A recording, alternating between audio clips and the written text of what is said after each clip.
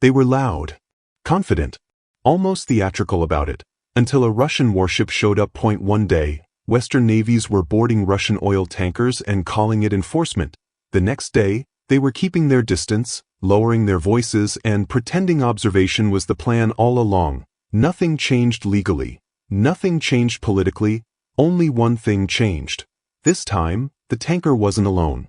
What happened in the English Channel exposed a line that European governments rarely admit exists. A line between pressure and provocation, between sanctions and escalation, and, more importantly, between confidence and fear. Just days earlier, France and the United Kingdom had congratulated themselves for what they framed as a decisive operation in the Mediterranean. In the Alboran Sea, French naval forces, with British coordination, boarded the Russian tanker Grinch. It was sailing without escort, far from any Russian military presence, and was accused of violating sanctions on Russian oil exports. Paris and London presented the move as lawful, firm, and necessary. Emmanuel Macron himself amplified the message, speaking of exemplary sanctions, impunity coming to an end, and Europe acting as a guardian of international law. From a narrow operational perspective, it worked. The tanker was isolated.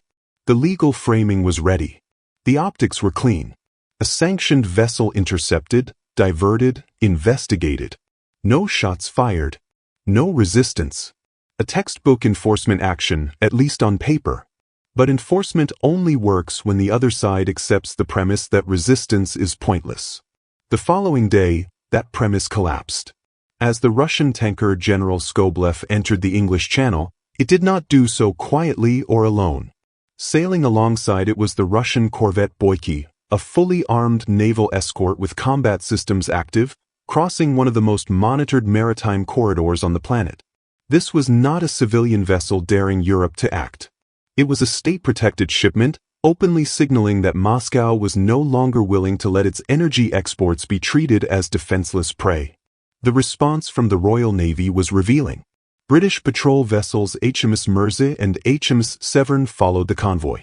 A Wildcat naval helicopter maintained aerial surveillance. Sensors were active. Cameras rolled. Everything suggested readiness. Except the one thing that mattered. No boarding.no interception.no seizure.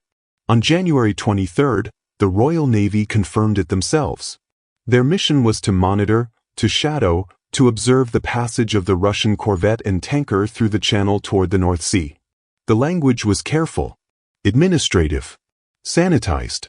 Where earlier statements spoke of interdiction and enforcement, this time the verbs softened into surveillance and tracking. The ships were followed very closely. And then they were allowed to pass. The Netherlands joined the operation, but even that detail underlined the imbalance. The Dutch contribution came in the form of the DSS Galatea, a patrol vessel owned by private companies Damen Shipyards and Fugro, leased by the Dutch Navy due to a shortage of military ships.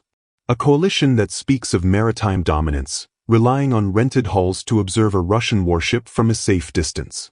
On the surface, this could all be dismissed as routine naval traffic. Ships escorting ships. Navies watching navies. But context matters. Hours earlier, a Russian tanker without escort had been boarded and celebrated as a political trophy. Now, with a single corvette present, the entire tone shifted. This wasn't coincidence. It was calculation. The Western pressure campaign against Russian oil shipments did not start with dramatic seizures. It evolved. First came radio harassment, forced course changes, inspections justified by paperwork discrepancies, insurance questions, port destination ambiguities. These were not random acts. They were rehearsals. A way to normalize the idea that Russian-linked vessels could be stopped at will. Then came temporary detentions. Ships held for hours or days under bureaucratic pretexts. Crews questioned. Delays imposed. The message was subtle but consistent. Your passage depends on our tolerance. Eventually, the seizures followed, often led by U.S. forces, reinforcing the notion that sanctions could be physically enforced at sea. European partners, after some hesitation, began to replicate the model. Selective captures. Key routes.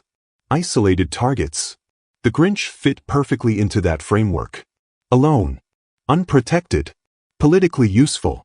The General Skobelev did not. Because escort changes the equation entirely. A tanker under naval protection is no longer just a sanctions case. It becomes a test of resolve, credibility, and escalation management. Boarding such a vessel would not be a legal maneuver. It would be a confrontation with a state actor prepared to respond. And that is where the rhetoric met reality. Missiles, radar systems, and an alert crew do not need to fire to shape behavior. Their presence alone forces caution. No Western commander wanted to be responsible for turning a sanctions operation into a naval incident with unpredictable consequences. Especially not in the English Channel, under global scrutiny, with shipping lanes packed and cameras everywhere. At this point, a question naturally emerges. If sanctions enforcement only works against unescorted targets, what happens when the target adapts? And if you're still following this analysis closely, it's probably because you're less interested in official statements and more interested in how power actually behaves when tested. What many people overlook is that Moscow didn't just protect a tanker. It exposed a boundary. By assigning a corvette escort, Russia signaled that certain shipments are now non-negotiable. Not rhetorically, practically. And the immediate Western response confirmed that the signal was received. Notice how the language shifted. Interception became monitoring. Enforcement became observation. Courage became caution. Not because the law changed, but because the cost-benefit analysis did. The Dutch example reinforces this discomfort. A country committed to maritime security, leasing civilian vessels to participate in operations that could escalate into military encounters. This is not weakness in isolation, but it reveals structural strain. Budgets stretched. Fleets aging. Political ambition outpacing material capacity. And yet, the sanctions regime continues to expand, at least on paper. Total economic pressure. Zero tolerance. Full accountability. These are easy promises to make when enforcement targets are defenseless. They are much harder to uphold when the other side decides to draw lines with steel. Here's the uncomfortable part. The West did not retreat because it lacks ships. It retreated because escalation was never the goal. The pressure campaign was designed to squeeze, not to fight. To harass, not to confront. And Russia just demonstrated that it understands this distinction very well. By escorting its tankers, Moscow is not daring Europe to attack. It is daring Europe to admit its limits. So what comes next? One possibility is selective enforcement continues, focused on isolated vessels, while escorted convoys are quietly ignored. Another is a gradual normalization of Russian naval escorts, making large-scale interdiction politically and militarily impractical. A third, more dangerous path would involve attempts to redefine legal justifications to challenge escorted vessels directly, though that would carry risks few seem willing to accept. Before we reach any conclusions, it's worth asking a second, more uncomfortable question. If sanctions only function where resistance is minimal, are they a tool of law or a tool of opportunity? Because what happened in the Channel wasn't a victory for Russia in tactical terms. It was something more subtle. It forced a choice. And Europe chose distance over dominance. In the end, the facts are straightforward. An unescorted tanker was boarded and celebrated. An escorted tanker was observed and released.